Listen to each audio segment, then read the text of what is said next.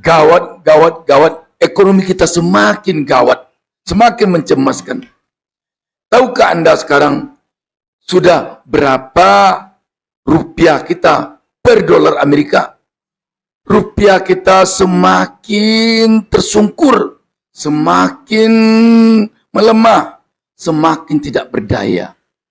Di ASEAN, nilai rupiah kita merupakan nilai mata uang terendah. Kita jauh berada di bawah ringgit Malaysia. Bayangkan.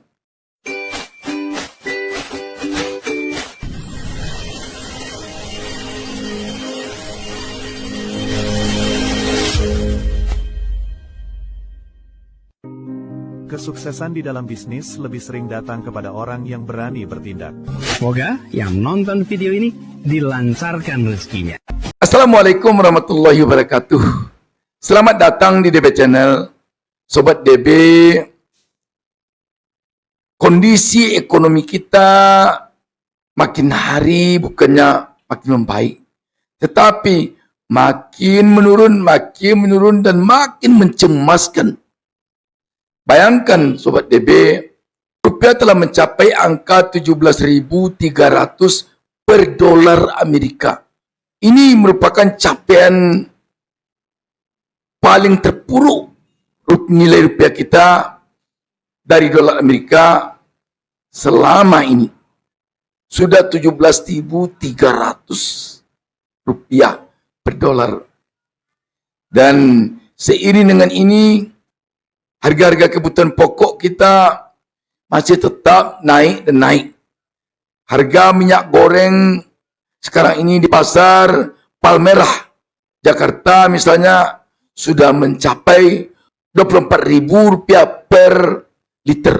Harga plastik dan harga-harga kebutuhan pokok lainnya makin naik. Harga gas LPG telah naik. Sekarang ini sedang dalam wacana akan naik pula tarif tol. Kalau ini sudah naik nanti, maka hampir-hampir akan kiamat agaknya ekonomi kita di negeri ini.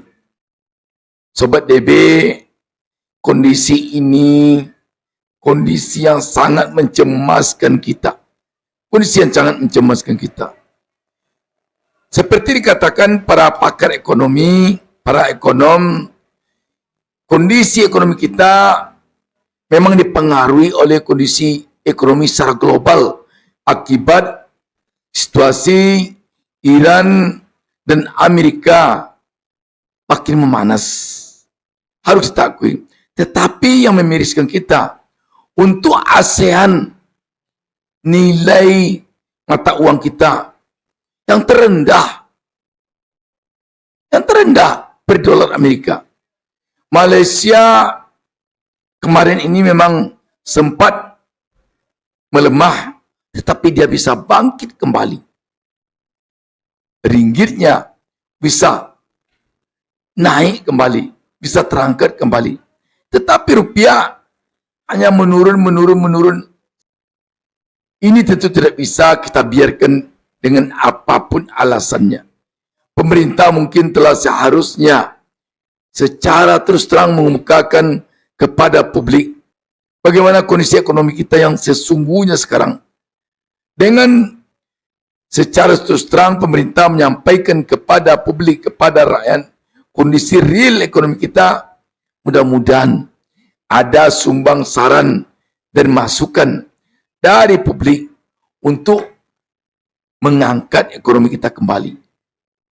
Kita tidak boleh hanya beralasan ini sudah ekonomi global, kita sudah wajar begini, karena secara global begini. Tidak bisa begitu. Sebab situasi ekonomi sekarang ini, terutama kalau kita lihat dari nilai rupiah kita berada pada kondisi terbawah di negara ASEAN. Sobat DB, kalau ini dibiarkan, bukannya nanti akan naik tapi terpuruk. Dan kalau kondisi ini andaikan ada kesan ditutup-tutupi, maka yang kita khawatirkan nanti meledak pada suatu waktu, menjadi bom waktu. Ini yang tidak kita inginkan. Karena itu sudah sewajarnya agaknya pemerintah kita sekarang ini mengemukakan kondisi real ekonomi kita kepada rakyat tanpa diberi alasan ini, alasan itu, dan kepada kita rakyat agaknya sekarang ini kita sudah seharusnya berupaya untuk mewaspadai ekonomi kita masing-masing.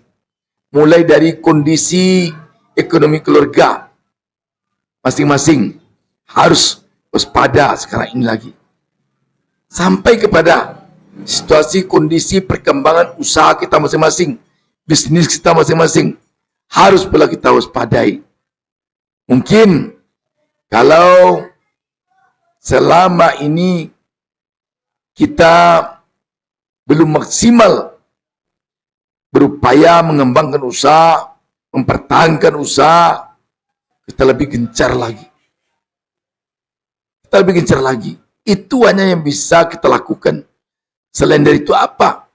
Daya beli rakyat sekarang rendah, penjualan sepi. Dan kalau kita lihat rakyat, penyebab daya beli mereka rendah karena penghasilan mereka menurun. Jadi kait berkait ini. Karena itu pulangnya tentu kepada pemerintah juga. Agar pemerintah secepatnya bisa mengendalikan ekonomi kita yang makin terpuruk ini. DB Channel selalu mendoakan agar ekonomi kita kembali pulih dan bangkit. Salam sukses dari DB Channel.